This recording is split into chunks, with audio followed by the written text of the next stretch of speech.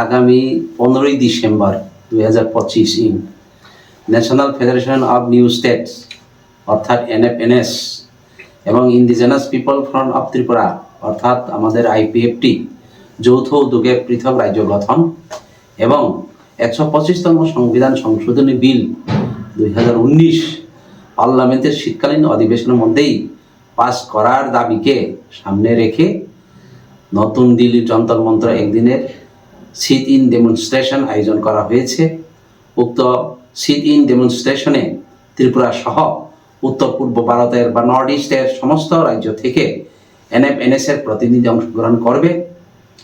ত্রিপুরা থেকে IPFT পার্টির প্রায় 100 জন প্রতিনিধি অংশগ্রহণ করার টার্গেট আমরা রেখেছি।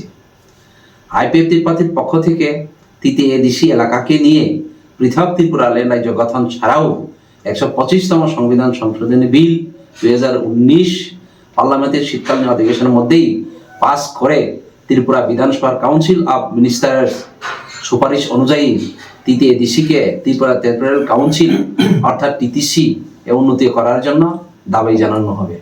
পাশাপাশি নর্থ ইস্ট সমস্ত এডিসির MDC এবং সমস্ত MLA দেরকে পার্লামেন্টের শীতকালীন অধিবেশনের মধ্যেই এই বিল পাস করার অনুরোধ রেখে মাননীয় স্বরাষ্ট্রমন্ত্রী ভারত সরকারের নিকট এই ডিসেম্বরের মধ্যে চিঠি লেখার জন্য অনুরোধ জানানো হবে।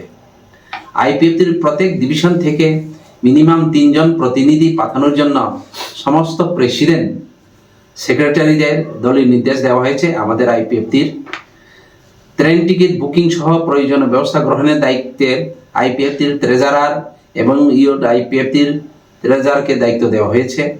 সকল অংশগ্রহণকারী প্রতিনিধিরা ট্রেন টিকিট বুকিং এর জন্য IPFT ট্রেজারার এবং IPFT ট্রেজারারের সহিত যোগাযোগ করার জন্য বলা হয়েছে।